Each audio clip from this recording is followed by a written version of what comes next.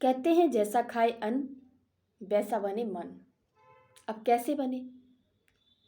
कौन से अन्न की बात की गई थी? कैसे हम अन्न खाएं जो हमारा मन वैसा बन जाए? क्योंकि हम जिस विचारधारा में भोजन बनाते हैं, जिस चिंतन के साथ हम भोजन बनाते हैं, उसका सीधा प्रभाव हमारे मन और मस्तिष्क पर जाता है।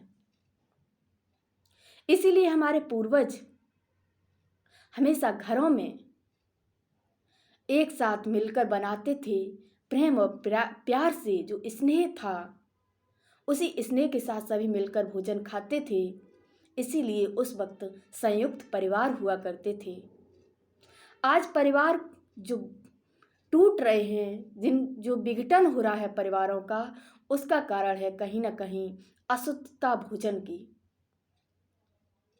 क्योंकि आज हम जब अपने बच्चों के लिए एक माँ भोजन बनाती है तो बड़े प्रेम से बनाती है, लेकिन जब वही भोजन वो अपने परिवार को, संयुक्त परिवार जैसे कि घरों में और भी लोग होते हैं, उनके लिए बनाए तो बोझ सा बन जाता है, जिसकी वजह से जो भी भोजन खाता है वो भी वही करता है जिस चिंतन के साथ भोजन बनाया गया है।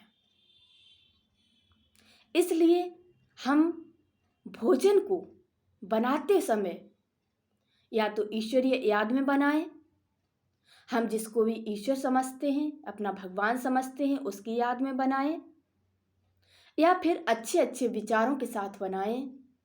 फिर देखें उस भोजन का प्रभाव क्या रहता है। प्रैक्टिकली बने। सुनी सुनाई बातों पर यकीन ना करते हुए जो भी आप सुने उसको प्रैक्टिकली जरूर करें। आप भोजन बनाएं।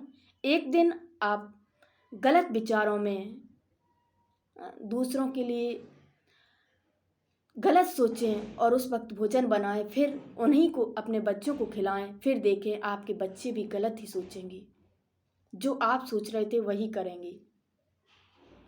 और फिर आप भोजन बनाएं तो शुद्ध विचारों के साथ, सकारात्मक विचारों के साथ, ईश्वरीय याद में बनाएं और उसका प्रभाव देखें। अपने बच्चों को खिलाएं, अपने परिवार को खिलाएं। फिर आप देखिए आपके परिवार में उस दिन कितना खुशी रहती है। खुशी के साथ भोजन बनाएं, क्योंकि भोजन का हमारे जीवन पर ही नहीं, हमारे शरीर पर ही नहीं, बल्कि विचारों पर भी बहुत अत्यधिक प्रभाव पड़ता है। इसीलिए कहा जाता है जैसा खाए अन्न वैसा बने मन। जैसे कि हम आपको एक छोटा सा दृष्टांत देंगे कि भोजन का कितना प्रभाव हमारे विचारों पर पड़ता है। जैसे कि एक बार एक राजा ने एक संत जी को अपने घर आमंत्रित किया। तो संत जी राजा के घर आए। जब राजा के घर आए तो भोजन के लिए आमंत्रित किया गया था। तो वो भोजन बनाने वाला जो आया था राजा के घर, राजा के महल में, वो रसोइया था। उस रसोइये ने सामने खूंटी पर टंगे हुए रानी के हीरे के हार को देखा तो उसको वो हार लेने की लालसा जागने लगी। उसी लालसा में, उसी चिंतन में वो भोजन बनाता रहा। वो भोजन संत जी को परोसा गया। संत जी ने उस भोजन को खाया। उसके बाद राजा ने कहा कि चलिए हम आपको अपना महल दिखाते हैं। संत जी महल देखने गए। चारों तरफ घूमने के बाद संत जी जब उस हार के सामने पहुंचे तो रसोइया तो सिर्फ सोच ही रहा था कि कैसे मिले ये हार, और संत जी ने तब तक उस हार को चुरा भी लिया। किसी को भी पता नहीं चला, संत जी हार ले गए।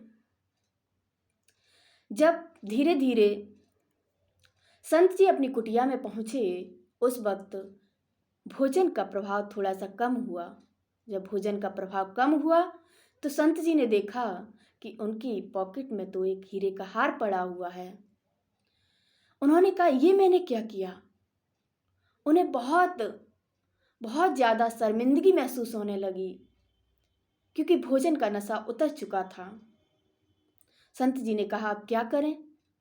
तो संत जी ने राजा को बुलाया और कहा, सबसे पहले आप हमें ये बताइए, जो भोजन हमारे लिए बनाया गया था वो बनाने वाला कौन था? तो उस रसोइये को राजा ने बुलाया। रसोइया बताने को तैयार नहीं था। राजा ने बहुत प्रयत्न किया। अंततः राजा ने कहा, अगर नहीं बताया कि किस विचारधारा में आपने भोजन बनाया है तो आपको फांसी की सजा दी जाएगी। डरते डरते रसोइये ने बताया कि जब वो भोजन बना रहा था तो वो उस हार, खूंटी पर टंगे हुए हार को देखकर उसी को पाने की लालसा में बना रहा था। संत जी ने राजा से कहा, इसने तो सिर्फ उस लालसा में, उस विचारधारा में भोजन बनाया, लेकिन खाने वाला मैं था और मेरे मस्तिष्क पर इतना जल्दी प्रभाव चला गया कि ये नहीं ले पाया और मैं ये हार लेकर चला गया। संत जी ने वो हार राजा को वापस किया और कहा कि भोजन हमेशा अपने घर में स्वयं बनाकर खाएं तो ज़्यादा बेहतर है। भोजन कभी भी बाहर के रसोइये से या किसी से न बनवाएं, क्योंकि भोजन का हमारे मन और मस्तिष्क पर बहुत गहरा प्रभाव पड़ता है। राजा ने उसी दिन से प्रण किया कि आज से वो किसी भी रसोइया से अपने लिए या किसी संत महात्मा के लिए भोजन नहीं बनवाएगा। तो इतना प्रभाव हकीकत में पड़ता है। आप भी ट्राई करें, अनुभव करें, अनुभूति लें और उसके बाद हमेशा अपने घर परिवार बच्चों को ईश्वरीय याद में भोजन बनाकर खिलाएं, सकारात्मक चिंतन के साथ खिलाएं। फिर देखें आपके बच्चे, आपका परिवार, आपका घर कितना खुशहाली से भरपूर हो जाता है। यदि आप प्रसन्नता और खुशी के साथ भोजन बनाएंगे तो आपके घर में खाने वाले भी सब खुश खुश नजर आएंगे। इसलिए भोजन को बनाते समय विशेष ध्यान दें कि भोजन हमेशा सकारात्मक चिंतन के साथ ही बनाएं। Thank you.